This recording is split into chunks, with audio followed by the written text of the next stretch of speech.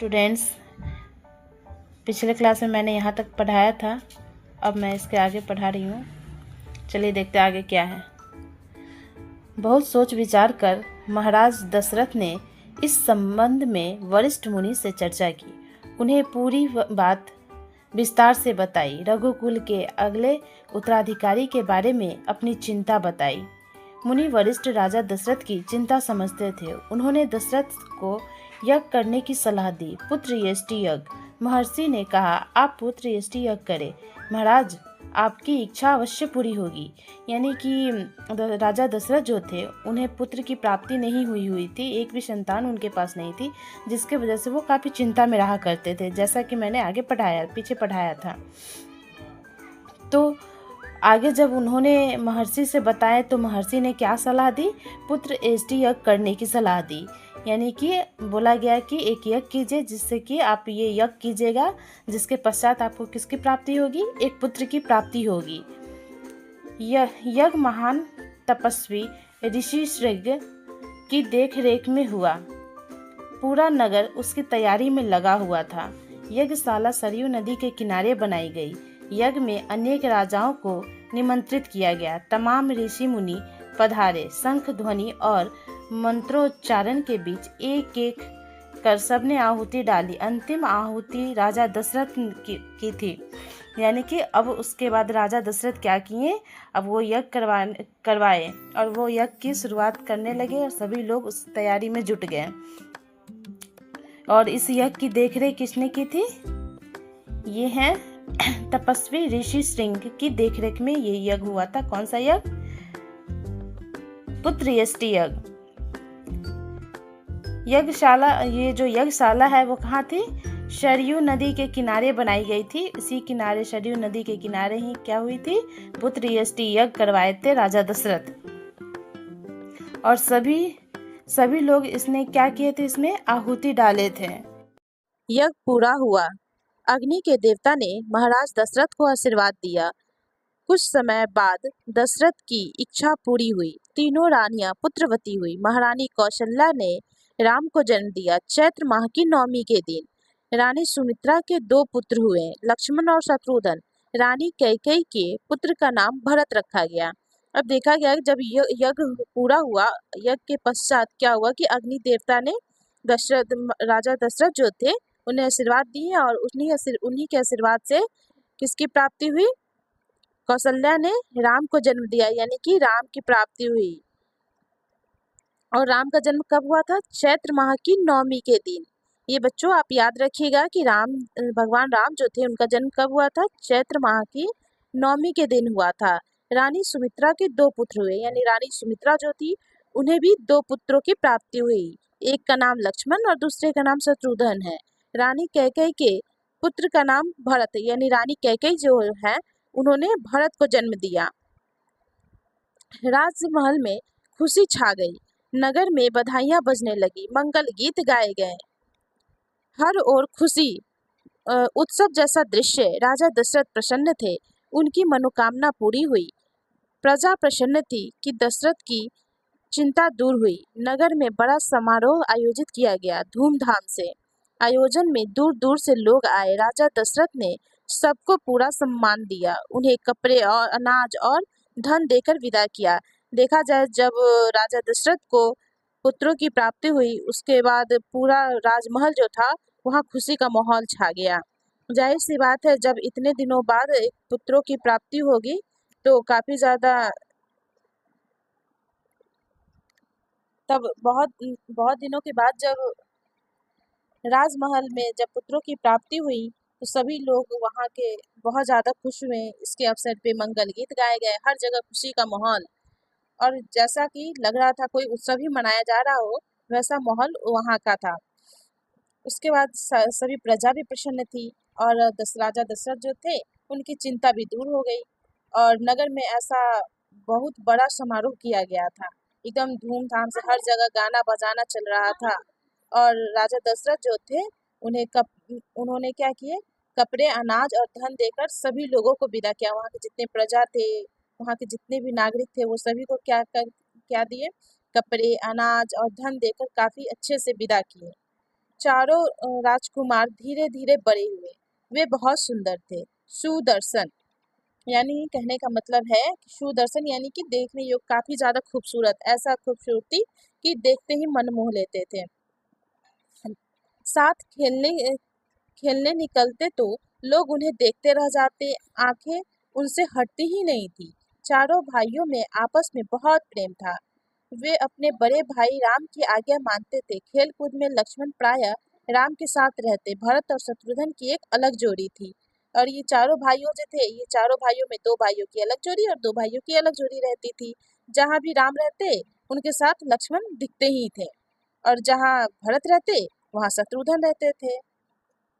और बड़े होने पर राजकुमारों को शिक्षा दीक्षा के लिए भेजा गया। उन्होंने कुशल और अपनी विद्या में दक्ष गुरुजनों से ज्ञान अर्जित किया, शास्त्रों का अध्ययन किया, शास्त्र विद्या सीखी। चारों राजकुमार सुकाग्र बुद्धि थे। जल्द ही सब विद्याओं में पारंगत हो गए। राम इसमें सर्वोपरि थे। उनमें कई अन्य गुण भी थे, विवेक, शालीनता और न्यायप्रियता। राजा दशरथ को राम सबसे अधिक प्रिय थे। ज्येष्ठ पुत्र होने के कारण और इन मानवीय गुणों के कारण, यानी चारों भाई जो थे, उन चारों भाइयों में सबसे श्रेष्ठ कौन थे? राम।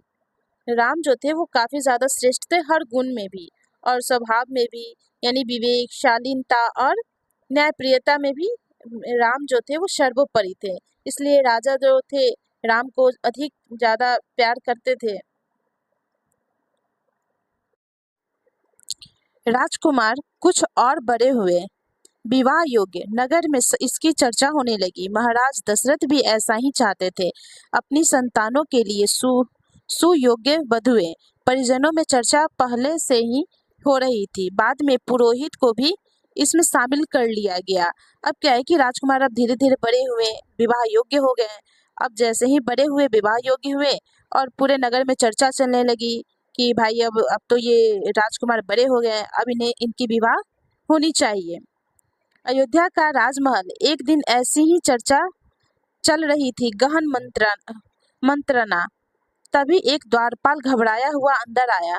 उसने सूचना दी कि महर्षि विश्वामित्र पधारे हैं। महाराज दशरथ तत्काल अपनी आसन छोड़कर खड़े हो गए, द्वार की ओर बढ़े, महर्षि की आगवानी करने। उन्हें लेकर दरबार में आए। विश्वामित्र को ऊंचा आसन दिया गया।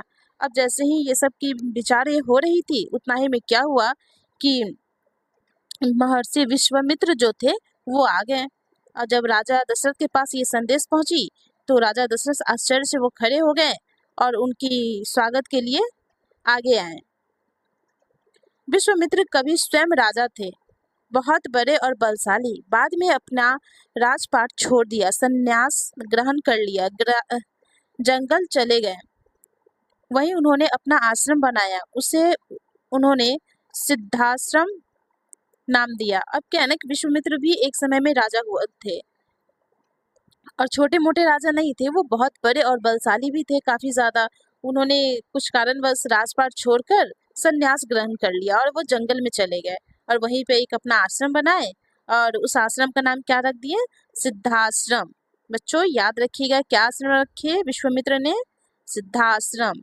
महर्षि के स्वागत सत्कार के बाद दशरथ ने कहा, महर्षि आज्ञा दे, मैं आपकी क्या सेवा कर सकता हूँ?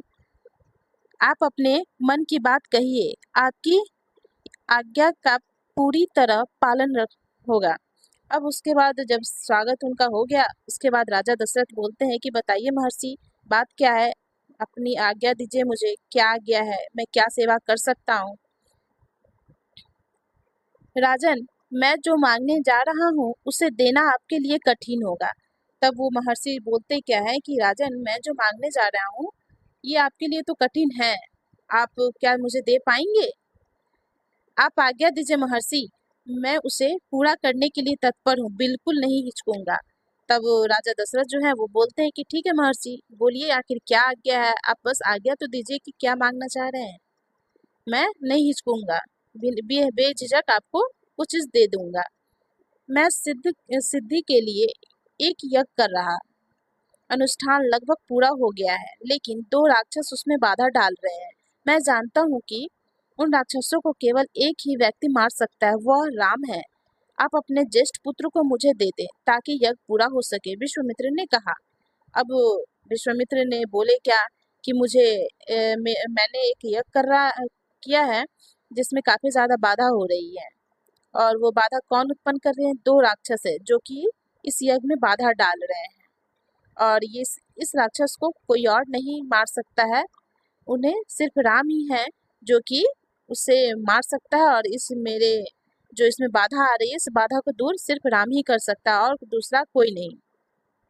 दशरथ पर जैसे बिजली गिर पड़ी, वह अकचका गए। उन्हें उम्मीद ही नहीं थी कि मुनिवर उनसे राम को मांग लेंगे। उनके ज्येष्ठ पुत्र, उनके सबसे प्रिय दशरथ चिंता में पड़ गए। अब क्या है कि जैसे ही दशरथ ये सुने कि राम को मांग रहे हैं, अब तो जैसे कि लगा राजा दशरथ को कि जैसे उन पे बिजली गिर पड़ी हो, ठीक है, जिसकी वजह से वो काफी ज्यादा चिंतित होने लगे, क्योंकि वो राम से अत्यधिक प्यार किया करते थे और बहुत ज्यादा प्रिय भी थे दशरथ के। इसीलिए राजा दशरथ जो थे वो चिंता में पड़ गए थे। विश्वामित्र दशरथ की दुविधा समझ रहे थे, लेकिन उन्होंने पुत्र वियोग की आशंका से कांप उठे। दरबार में सन्नाटा छा गया। दशरथ की दशा देखकर मंत्री चिंतित थे पर चुप थे। महर्षि वरिष्ठ शांत थे। इतने में दशरथ कांप कर बेहोश हो गए।